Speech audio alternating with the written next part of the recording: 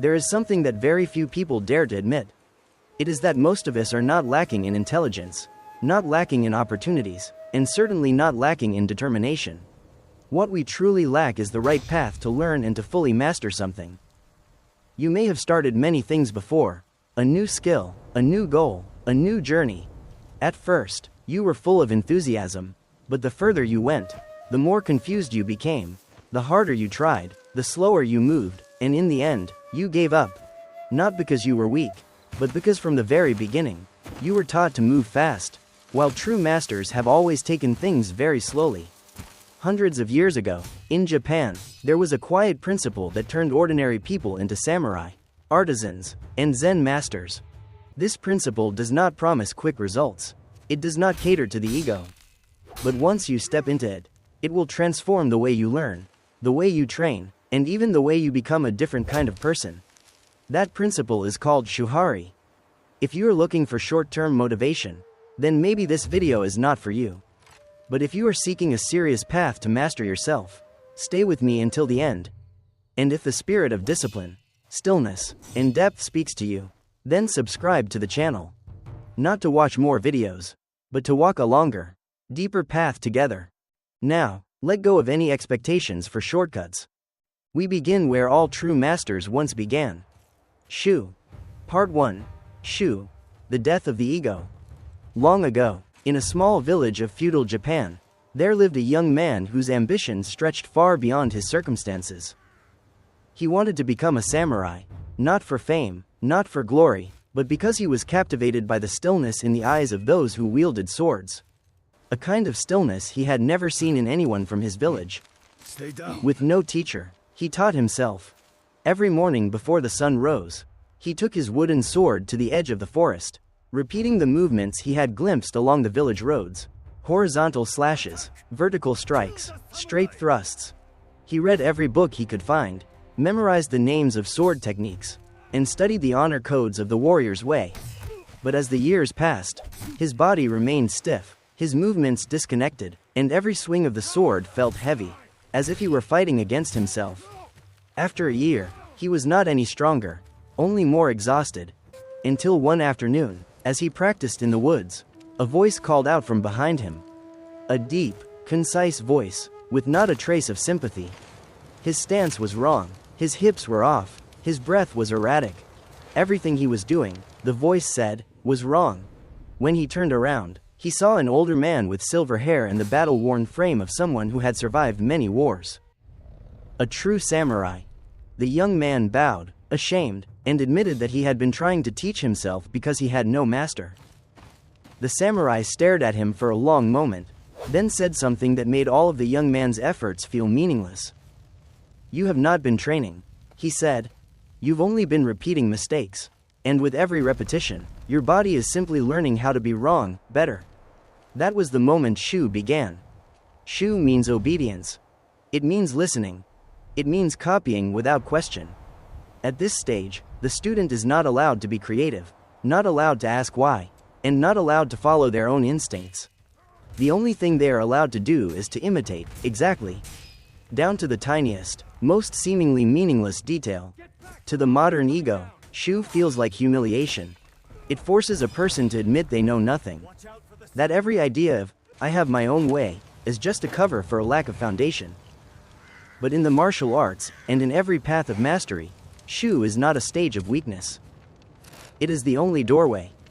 The samurai did not start by teaching sword techniques. He corrected the young man's stance. He shifted his foot by a few inches, about 5 to 8 centimeters. Lowered his hips slightly.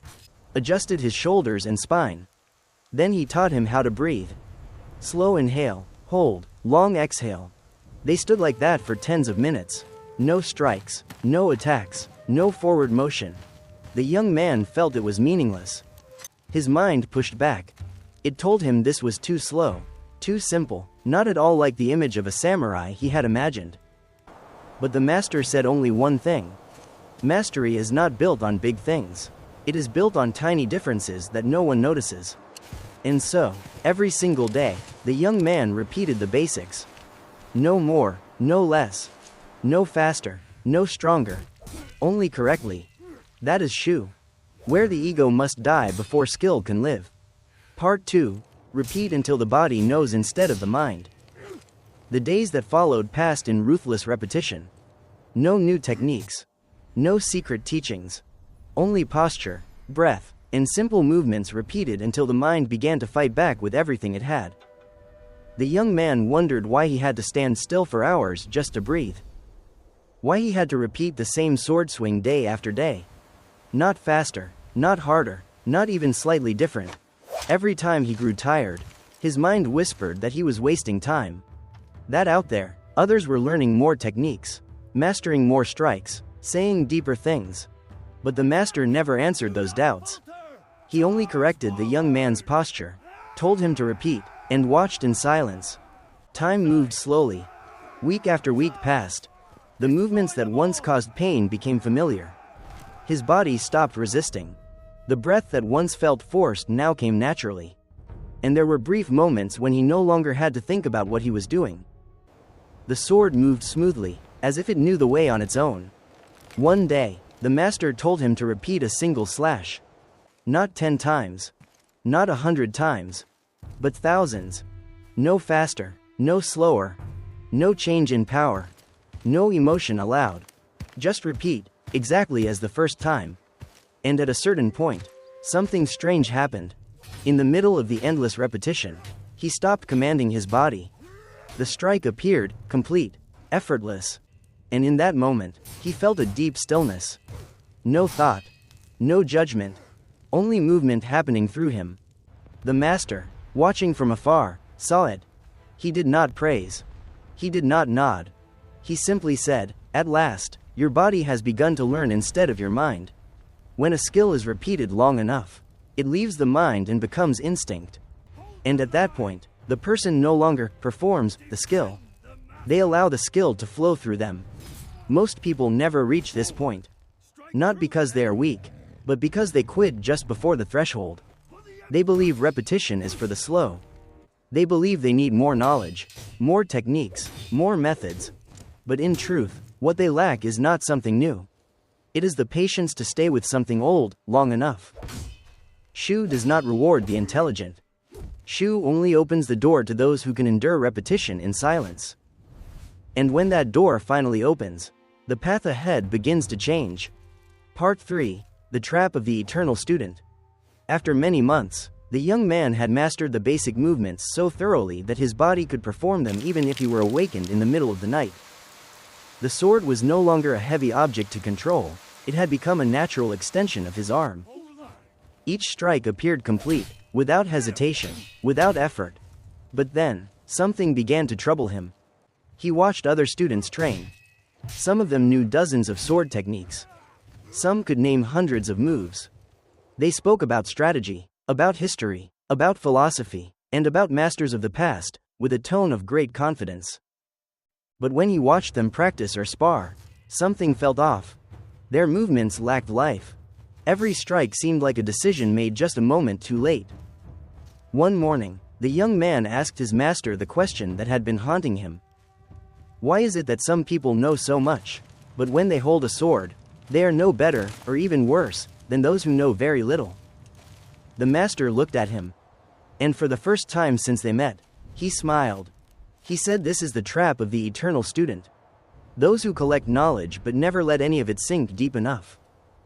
They confuse having a map with having walked the path. They chase what is new too soon, before the old has had time to become part of who they are." The master said that most people live in this state. They are always at the starting line. Always looking for a new method. Always trying to learn something else. But they never stay long enough with one thing to let it change them from the inside. The young man fell silent. He realized that if he had not met this teacher, he too might have become one of them, someone who knew many things, but had mastered nothing.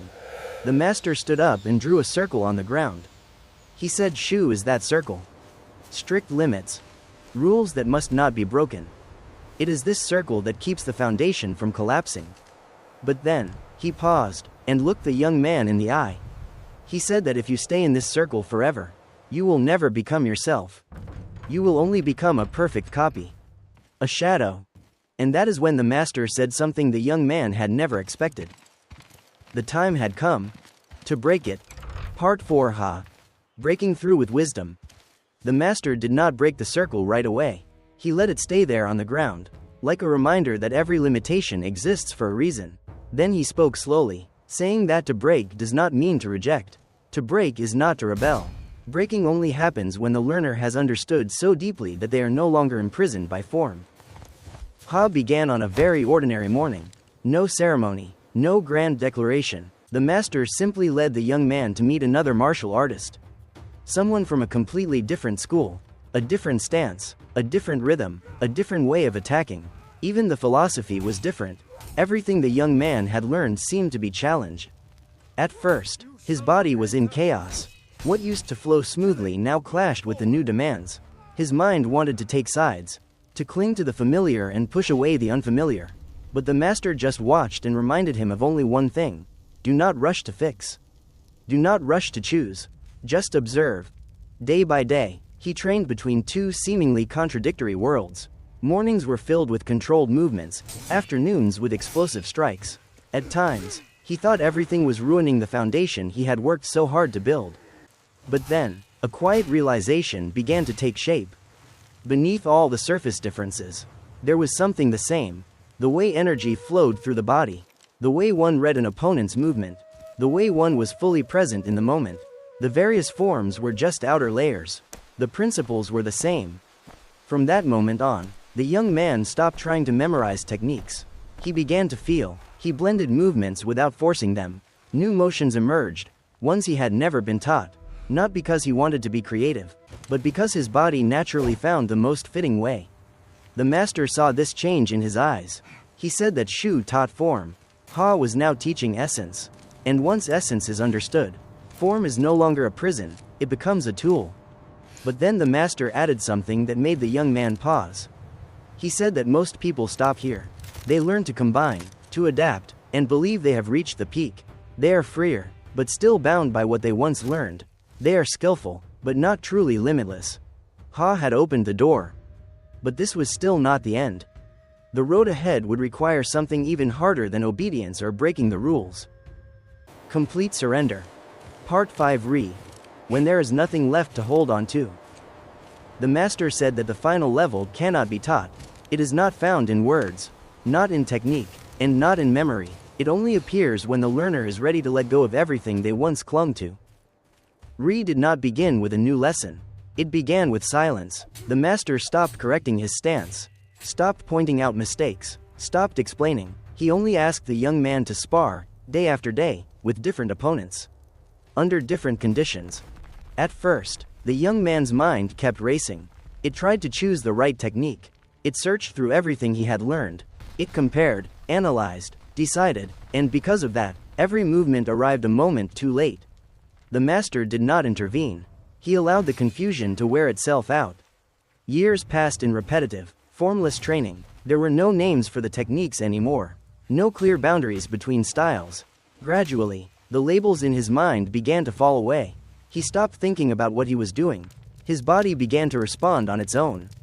Then one day, in an intense sparring session, it happened. The young man could not remember how he attacked, how he dodged, or when he countered. Everything flowed, continuously and seamlessly, like water finding its path. When it was over, he stood still, breathing steadily, unable to explain what he had just done. The master saw it. He said that at this moment, the young man had stopped fighting, not because he had become weaker, but because there was no one left to make decisions. The ego was no longer in control. There was only pure response to reality. This was Re. A state where skill is no longer used, but instead expresses itself through the person. In this state, there is no right or wrong, no good or bad technique, only the most fitting action for the unique moment that appeared and then disappeared. It cannot be repeated, it cannot be remembered, it cannot be taught in words. Re does not make someone special, it makes them empty, and it is in that emptiness that limitless potential is born. Part 6 The Universal Path of All Masters. Many years later, the boy was no longer called by his old name. People now called him Master, not because of a title, but because his very presence changed the atmosphere around him. When he stood still, Everything seemed to settle. When he moved, there was no excess. Young people came to him and always asked the same questions. How many techniques he knew. How many styles he had studied. What move he believed was the most powerful. The boy, now a true master, only smiled, because those numbers no longer meant anything to someone who had walked the entire path. He said that techniques are like a finger pointing to the moon. Most people keep staring at the finger, forgetting the sky above it. They want names, they want lists, they want formulas, but what they truly need is not more information, it is transformation. He said that what had happened to him was nothing special. It was not just for samurai. That path exists in every field pursued with seriousness. In music, there are people who practice scales until they no longer have to think about their fingers. In programming, there are those who see the solution before writing a single line of code. In business, there are people who sense the market before the numbers ever appear. They are all walking the same path. It begins with unconditional imitation, then comes conscious adaptation, and finally, surrender, until actions become natural. No one skips the first step. No one jumps ahead. The only difference is how long each person is willing to stay in the quiet repetition. He said the modern world has forgotten this. We are taught to stand out from the beginning, to be creative too soon, to show personality before building a foundation. And because of that, many people know a lot of things, but master nothing. The path of the master is not loud. It does not attract crowds. It requires a humility few are willing to pay. But for those patient enough to walk it, the path always leads to the same place. Not to fame, not to superiority over others, but to the unity between the person and the work they do. Part 7: The Path with No Shortcuts. Before he left this world, the old master was asked a very simple question. What was his greatest regret on his long journey? He stayed silent for a long time, then said he had only one regret, that he did not start Shu earlier. That he had wasted an entire year thinking he was smart enough to find his own way, when that path had already existed for ages. He said that a year of mastery cannot be bought with anything else. And if he could go back, he would bow his head sooner, copy more carefully, and repeat far more often. That was his final message to those still walking the path. There are no shortcuts. There never were. And there never will be. There is only one path, the path that every true master has walked. It begins with absolute obedience, continues with intelligent breaking, and ends with total surrender. Shu. Then Ha. Then Ri. If you feel stuck, maybe it is not because you are going the wrong way, but because you are trying to move too fast. If you feel discouraged because you are not improving, maybe it is not because you are lacking talent, but because you have not stayed long enough with the basics. This path is not for the majority. It is for those willing to repeat in silence, to train when no one is watching, and to accept being a student long before dreaming of becoming a master. If you choose to walk this path, stay with the channel, not just to casually watch, but to practice, little by little. Subscribe, and turn on notifications, so that every time you come back, you will be reminded. You do not need to go faster, only deeper. And if there is one skill you truly want to master in life, write it in the comments, not to show off, but to commit to yourself. The path is already there.